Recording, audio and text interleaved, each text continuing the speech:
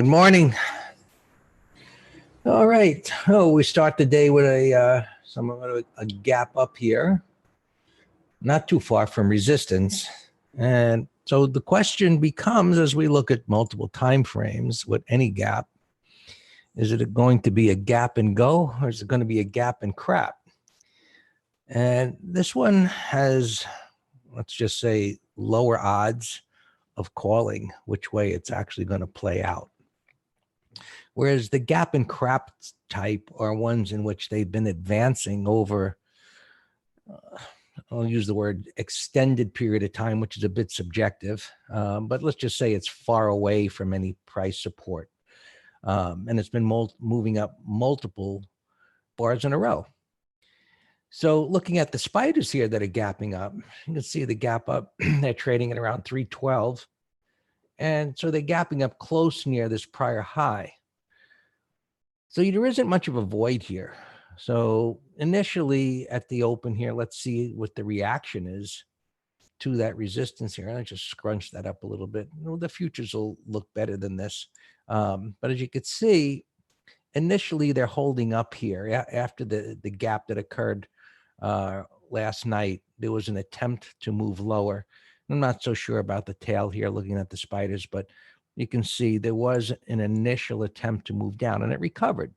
So that's bullish. And it built a little bit of a base here, which from an intraday trading point of view is going to become significant as a reference point of support.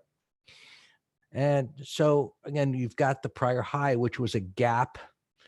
Let's call it a minor gap and crap where it had been moving up. It wasn't extended by any means, but it had a resting period of over a week or so. So once it got going, the fact that it gapped up and immediately failed wasn't bullish, of course. And so now as it pulled back into the gap fill, buyers stepped up on a minor retracement, which again is bullish price action. And as we look at how it came down at that time, you see it fell like a rock. And at that point, it was like, okay, nobody cares. I guess they cared during that hour of descent into support. And then buyers stepped up again. And the rest of the last week, where at those hours there were really a choppy kind of a mess. And now they're gapping up close to this resistance area here. So we'll see if they can just keep going here or whether they roll back over. So you have a line in the sand here below this gap, unfilled gap overnight. It's pretty close to where prices are right now, right? Give or take a point or so. So you're going to know if you went long here looking for this to potentially get through here, you're going to know pretty quick whether it's working or not. And so that's a plus.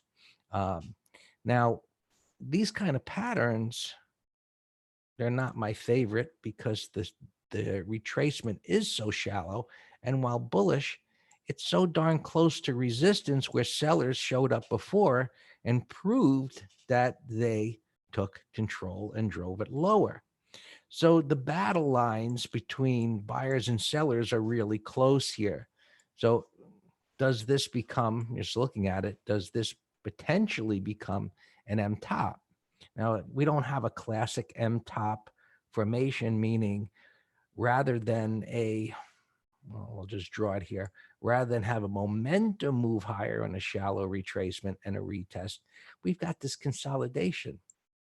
So you've got this support here, you've got this support here. So even if it initially fails, I think there's more of a tendency for more chop here. And that really could be in alignment with what's happening here on the weekly chart. Whereas last week we had this screeching halt in momentum where, we're down here at the low where buyers stepped up at support and then pushed it higher. We had a little bit of a range expansion bar. And last week was a resting week, just a chopping resting week. So last week's high and last week's low, as always, the prior bars high and low is our first reference point of support. But this low here becomes more meaningful as a reference point of support because we've got multiple green bars pushing to the upside. And this one was a range expansion bar. So If it can get above here and keep going, fantastic. If it breaks below this low, and initially, I have to switch over here, below this line in the sand. So this would be our first reference point here, this 311.80-ish, and I just pop that there. Don't just say, oh, that's not the exact number. We don't care.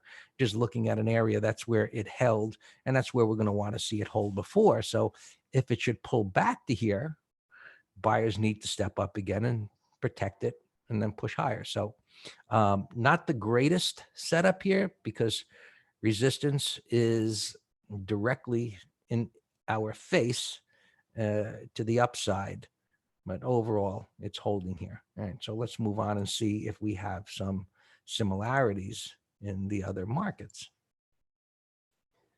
So Qs, did the same thing. They gapped up and they pulled back into support, and buyers stepped up again, and we had this kind of chop. And so, yes, we do have this similarity where it gapped up and it attempted to go down, and buyers stepped up again, and we got that bullish price action where it's pushed up. And so where is it trading here? 202, about 203, right? 203-ish. That's also very close to this prior high. So at the open, let's see how aggressive buyers want to be, whether they want to take it after it's been moving up for about an hour. Right? It's a 15-minute chart, about moving up for about an hour near resistance, or whether we get some more sideways or whatever it's going to do. That's the unknown. But the weekly chart here is the same, where the momentum stalled after multiple bars moving up. It's at a new all-time high. So, it's a scenario where we have to discount to a certain extent this stall in the momentum. Momentum can slow down and it could speed up again. It's the confirmation of a break of support that makes a particular candle meaningful in retrospect. At the moment, all it's telling us is that momentum stalled after running a race. Big deal. Now, does it rest a little more? Does it just go higher, as this is suggesting here? If it can get through here, or again, does it break lower, which wouldn't, longer term, wouldn't be any big deal either. I guess short term it would be, because short term, very short term, this is bullish, but intermediate term, a pullback on the weekly chart would not be a big deal, right? Because it would be pulling back to where buyers would want to step up. It's your basic trending pullback buy at support pattern. Okay, S&P futures, we get a little bit of a cleaner look, and you could see the stall at resistance. Who wants to buy at resistance? Not many that, I'm going to use the word, that have intelligence, okay, at going to buy at a gap up at resistance on this time frame, right? On an intraday time frame, the question is, does this hold? Right, the same thing. There's the support, and right now you've got a little shelf up there. So here's the potential for a day trade opportunity to pop a few points before it actually gets to the hard lifting, which is going to be up here. Right, so up here is where sellers are going to show up. We can be sure of that. Now, are there sellers between here and here?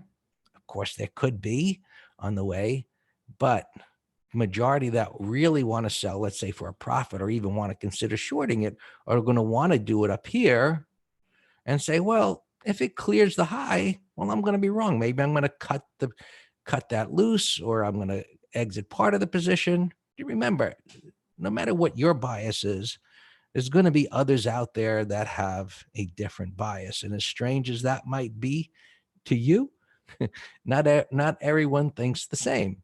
Right? So even in an uptrend, there's going to be those that are going to believe that they should be selling up here, whether it's for a short or for a profit. We don't know. In any event, right now prices are holding. We've got this little shelf, and you can see the wider bar on the hourly, which is like a 1, 2, 3 continuation on the hourly. And that bar still has, as you can see, just over 45 minutes to go. And the same weekly chart where the momentum stalled last week, whereas a pullback would be ideal. Now, we always look for ideal scenarios. We don't always get them, but an ideal situation here would have been if this week, and kind of draw that, would have taken out the prior week's low. Then we would have had a continuation pattern where there was a correction and failure, where the failure to continue lower while breaking a prior bar's low after multiple bars up failed to produce a move to the downside. So this was just a resting week. So we don't have that. So it's not the ideal, but it doesn't mean that prices can't continue to move higher. Okay. And NQ futures, same story, right? The patterns are going to be the same. We've got a little extra level over here to deal with, but if prices are going to be able to get up here, of course, it'll get through it after a momentary stall. We'll see what happens there. Same picture on the 15, same thing going on there so far, holding up. Dow, right? Same story. Tight little consolidation there.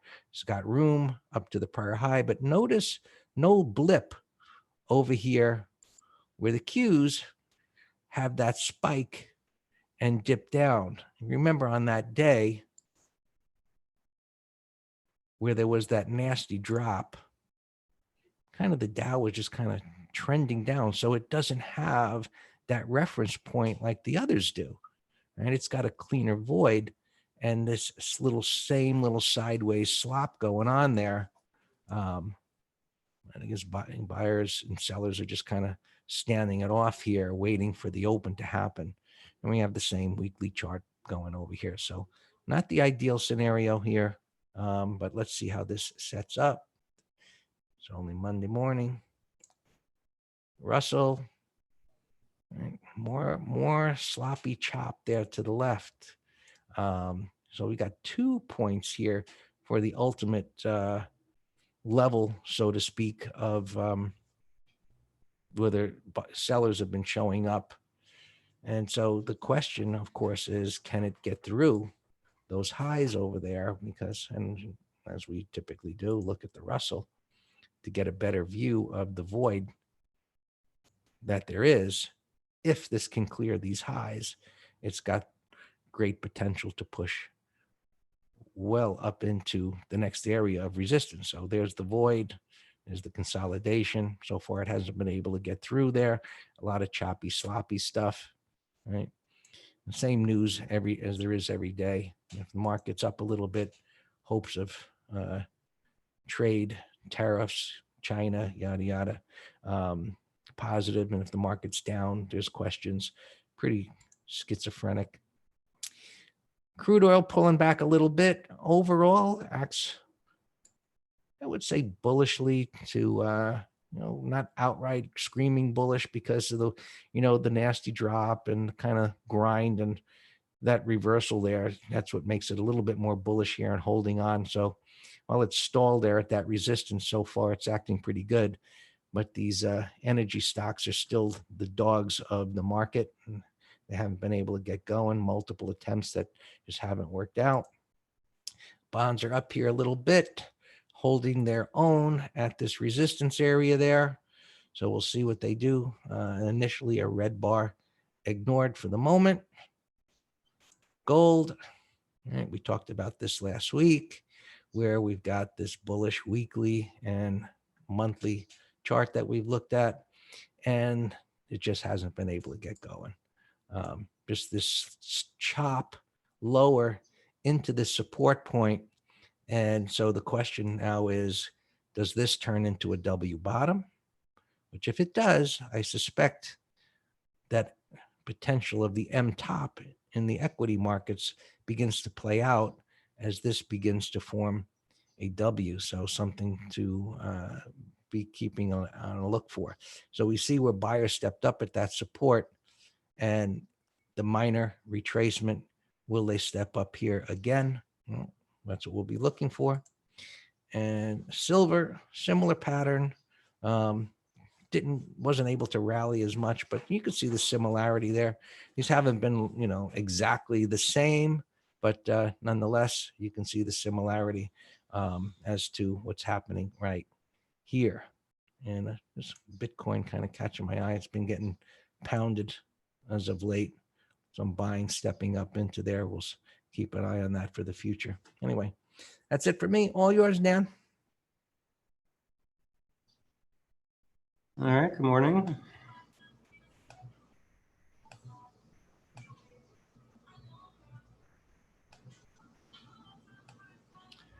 All right, although not many earnings, we still have a lot of gappers. And all our opens are fine.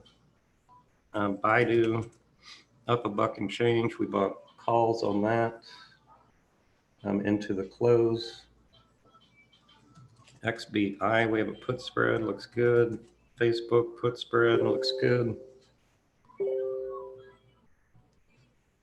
All right, John from YouTube's asking, yeah, Baidu we like. I just mentioned we bought calls on Friday, and we're approaching this as a longer term one because of this big void.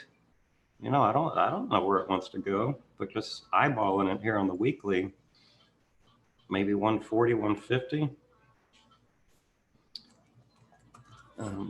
He's asking about a couple others here. SWKS, a little unusual. You know, this gap negated and then 100% retracement of that, but it's holding weekly, monthly. I guess, yeah, 30-minute high, it looks fine. It's just a little weird. Goldman, NXPI. Oh, I'm sorry, it was SWK, not SWKS. Yeah, this one's better. So yes, I mean, there's a lot of resistance here to the left. But this daily, weekly, monthly is more constructive, a little bull flag there. If you start your flagpole here. Goldman, it's sloppy. I do have a big list here. I'll get to them here in a few minutes. Look at WFC, Bank of America, BOKF, Katie, Highban, MTB, SNV. So I have a huge banking list. But I also like JP Morgan better than Goldman. See the difference? It's consolidated in a strong uptrend. Alex mentioned Morgan Stanley. It's kind of coming out of this monthly W bottom, has room. So yeah, I like both. I like banks, but I like JP Morgan the best. And then he's asking about spot and NXPI. Spot I do not like. I do not like the way it bounced there. Bearish gap. Held support there. I don't like spot at all.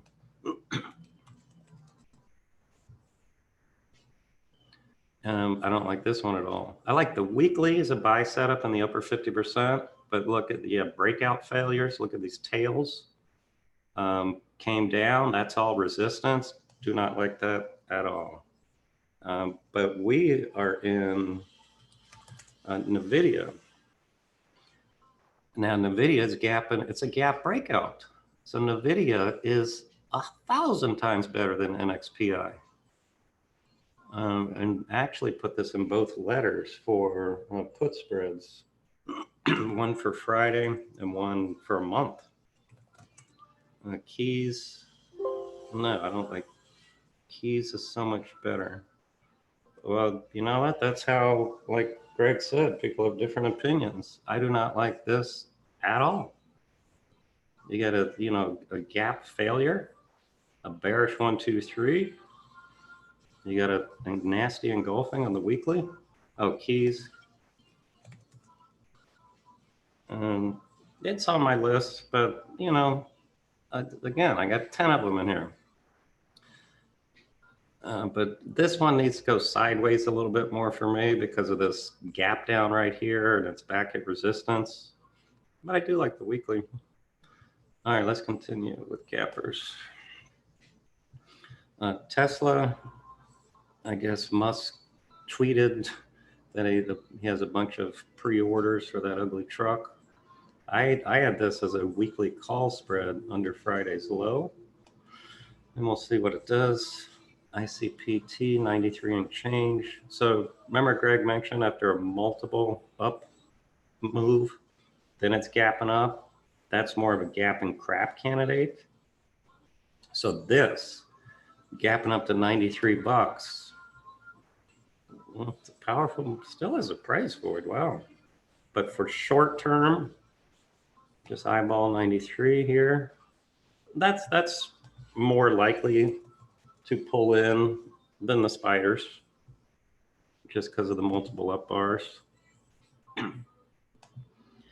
eBay, you know, I saw this thing running this morning, and then, you know, I was just telling myself, I have no idea what the news is, but it will surely be coming out. And then like 5 minutes later, it's on CNBC that eBay sold their StubHub.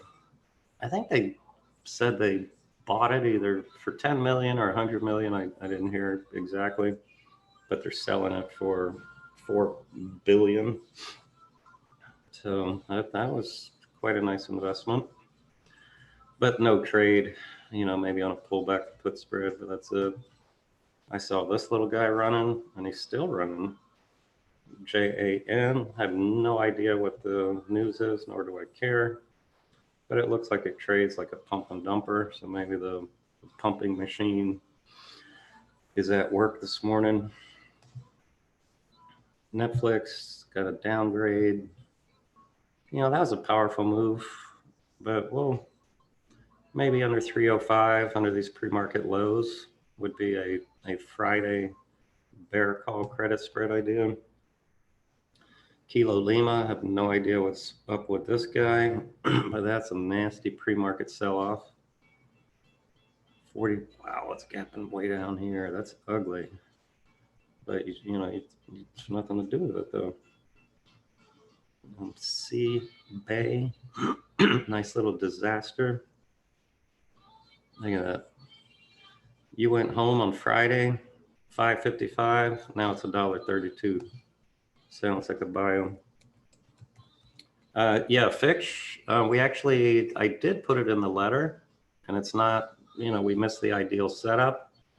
It gapped over the entry on Friday right here, and then it came in hard. And so then I was gone over lunch here when it, you know, took out the high, 5-minute high. So I still put it in the letter and just called it a continuation of a buy setup because the weekly has room. And now our stop is Thursday's low. So XBI, I mentioned, we have a put spread. Disney had a new movie out, made record earnings. I was going to put this in as a put spread for Friday, but there was no juice.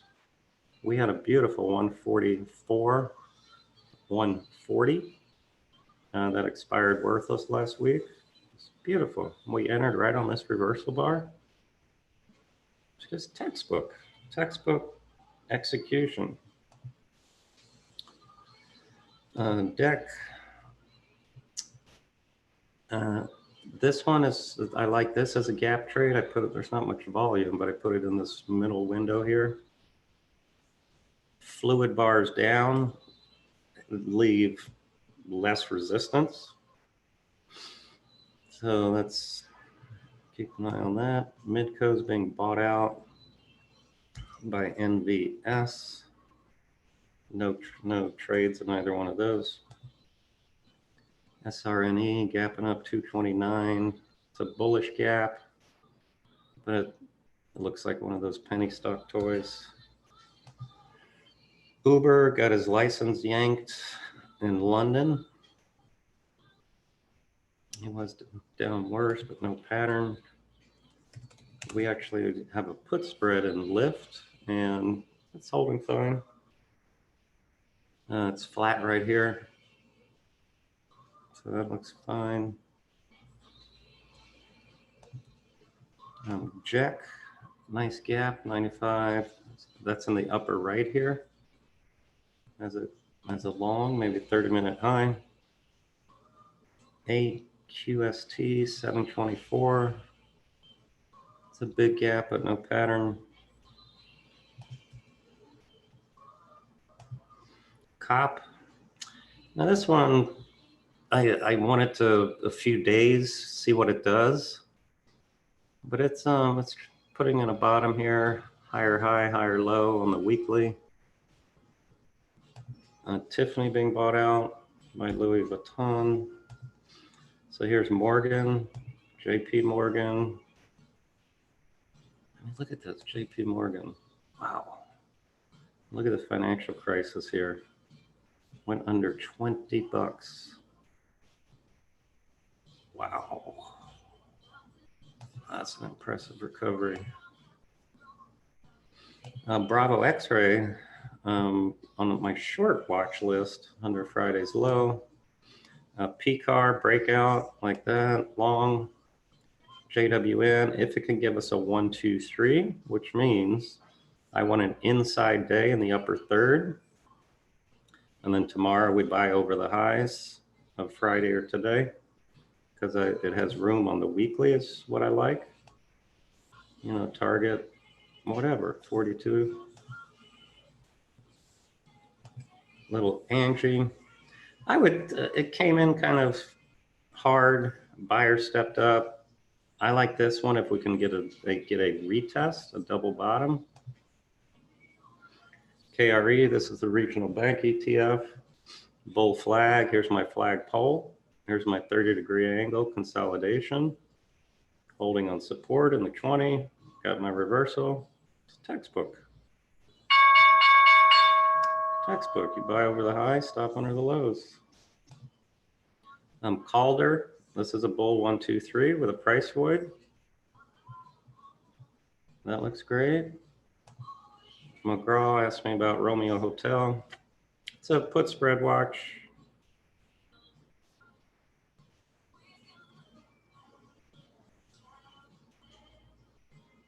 All right,